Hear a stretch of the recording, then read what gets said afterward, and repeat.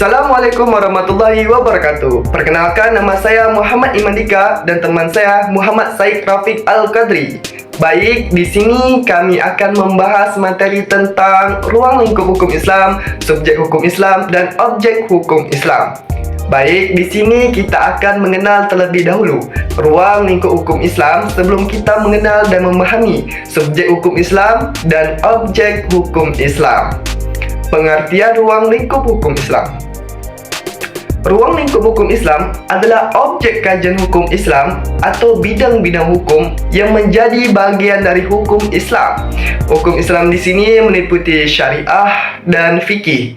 Hukum Islam sangat berbeda dengan hukum Barat yang membagi hukum jadi hukum privat atau hukum perdata dan hukum publik. Sama halnya dengan hukum adat di Indonesia. Hukum Islam tidak membedakan privat dan hukum publik. Bidang-bidang hukum Islam lebih dititik beratkan pada bentuk aktivitas manusia dalam melakukan hubungan. Ruang hukum Islam ada dua, yaitu hubungan manusia dengan Tuhan yang kita kenal dengan hablum minallah, dan hubungan manusia dengan sesama manusia yang kita kenal dengan hablum minannas. Bentuk hubungan pertama disebut dengan ibadah dan bentuk hubungan kedua disebut dengan muamalah. Begitulah pengertian ruang lingkup hukum Islam. Kita masuk ke subjek hukum Islam. Subjek hukum Islam atau mahkum alaihi dalam usul fikih. Ulama usul fikih telah sepakat bahawa mahkum alaihi adalah seseorang yang perbuatannya dikenai kitab oleh Allah yang disebut mukhalaf. Kitab atau tuntunan Allah tersebut dapat berupa hukum taklifi maupun wada'i. Hukum taklifi meliputi ketentuan wajib, sunnah, mubah, makruh dan haram. Sedangkan hukum wada'i meliputi ketentuan sebab, syarat dan man'i. Dalam definisi ini, mahkum alaihi hanya dipahami kepada syekh saja, tidak termasuk di dalamnya badan hukum. Istilah mukhalaf disebut juga mahkum alaihi, subjek hukum. Mukhalaf adalah orang yang telah dianggap mampu bertindak hukum, baik yang berhubungan dengan perintah Allah Subhanahu wa taala maupun dengan larangannya. Semua tindakan hukum yang dilakukan oleh mukhalaf akan diminta pertanggungjawabannya di dunia maupun di akhirat kelak.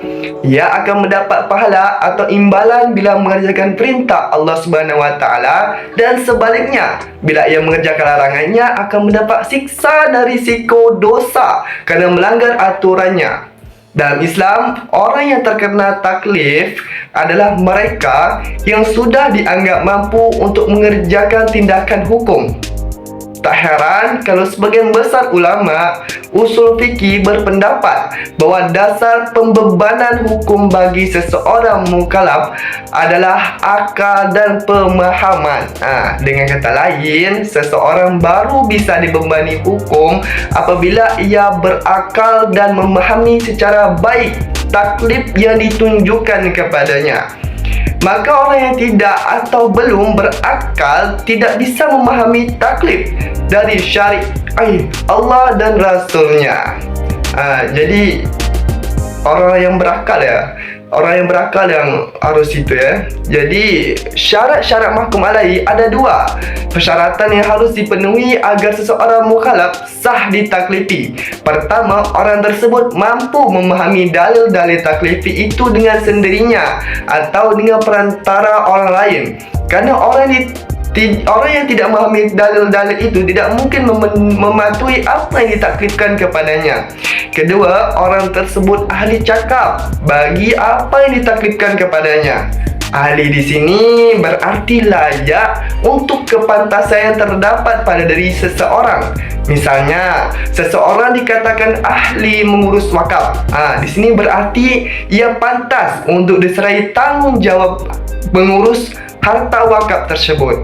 Syarat-syarat mukallaf iaitu dengan dibebani untuk mengetahui secara akal apakah yang wajib bagi Allah dan Rasulnya, apa yang mustahil dan yang boleh baginya. Dan syarat seseorang menjadi mukallaf menurut ahli sunnah iaitu pertama, balik, berakal. Yang ketiga, sampai padanya dakwah. Nah, itulah pengertian dan pembahasan mengenai ruang lingkup hukum Islam dan subjek hukum Islam. Selanjutnya, objek hukum Islam akan diterangkan oleh teman saya, Muhammad Said Rafiq Al-Qadri. Kepada saudara Said Rafiq Al-Qadri, waktu dan tempat kami persilakan. Terima kasih kepada saudara Muhammad Imandika. Jadi, di sini saya akan membahas sedikit tentang objek hukum Islam. Objek hukum. Pengertian objek hukum mahkum bih. Secara singkat dapat dikatakan bahwa yang dimaksud dengan mahkum fi menurut usuliyin, yang dimaksud dengan mahkum fi adalah objek hukum, yaitu perbuatan seseorang mukallaf yang terkait dengan perintah syar'i Allah dan Rasul-Rasulnya, baik yang bersifat tuntutan mengerjakan, tuntutan meninggalkan, dan tuntutan memilih suatu pekerjaan. Para ulama pun sepakat bahwa seluruh perintah syar'i itu ada objeknya, yaitu perbuatan mukallaf, dan terhadap perbuatan mukallaf tersebut ditetapkan suatu hukum. Objek I adalah perbuatan orang mukallaf yang kemudian ditetapkan sesuatu hukum darinya dalam istilah ulama usul fikih yang disebut mahkum bih atau objek hukum, yaitu sesuatu yang berlaku padanya hukum syara. Objek hukum adalah perbuatan itu sendiri, dan hukum itu berlaku pada perbuatan dan bukan pada zatnya. Hukum syara yang dimaksud terdiri atas dua macam, yakni hukum taklifi dan hukum wad'i. Hukum taklifi jelas menyangkut perbuatan mukallaf, sedangkan sebagian hukum wad'i ada yang tidak berhubungan dengan perbuatan mukallaf. 2. Syarat-syarat mahkum bih. Para ulama usul fikih menetapkan beberapa syarat untuk suatu perbuatan sebagai objek hukum. Perbuatan tersebut diketahui oleh mukallaf sehingga mereka dapat melakukannya sesuai dengan apa yang mereka tuntut, sehingga tujuan yang dapat ditangkap dengan jelas dan dapat dilaksanakan. Maka seorang mukallaf tidak terkena tuntutan untuk melaksanakan sebelum dia tahu persis. Contoh, dalam Al-Quran perintah solat, yaitu dalam ayat dirikanlah solat. Perintah tersebut masih bersifat global, maka Rasulullah SAW menjelaskan sekaligus memberi contoh sebagaimana sabdanya, solatlah sebagaimana aku solat. Begitu pula perintah syara yang lain seperti zakat, puasa, dan sebagainya. Tuntutan untuk melaksanakan dianggap tidak sah jika sebelum diketahui syarat, rukun, waktu, dan sebagainya. 2. Harus diketahui bahwa pentaklifan tersebut berasal dari orang yang berwenang untuk mentaklifan dan termasuk orang yang wajib dipatuhi oleh mukallaf. Yang dimaksud dengan mengetahui di sini adalah kemungkinan mengetahui, bukan kenyataan mengetahui.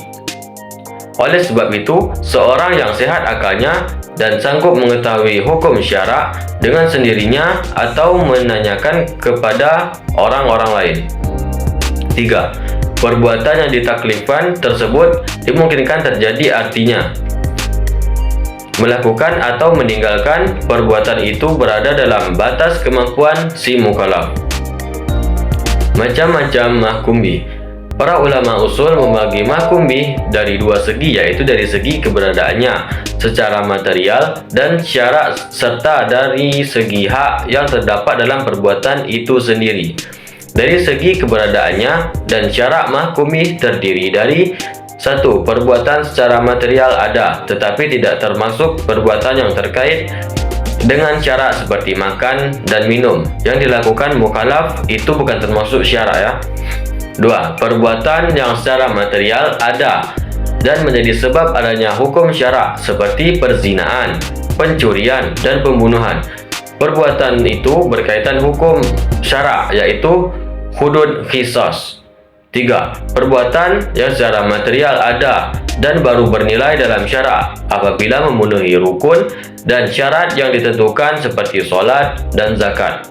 4. Perbuatan yang secara material dan ada diakui secara serta mengakibatkan adanya hukum syarak yang lain seperti nikah dan jual beli dan sewa menyewa. Perbuatan ini secara material ada dan diakui oleh syarak apabila menemukan rukun dan syarat. Perbuatan itu mengakibatkan munculnya hukum syarak yang lain seperti hubungan suami istri, mengakibatkan kewajiban untuk memberi nafkah. Sekian penjelasan materi tentang objek hukum Islam, subjek hukum Islam, dan objek hukum. Semoga dengan pemaparan serta penjelasan dari kami bisa memahami sedikit pengetahuan teman-teman yang melihat video ini. Baiklah, wassalamualaikum warahmatullahi wabarakatuh.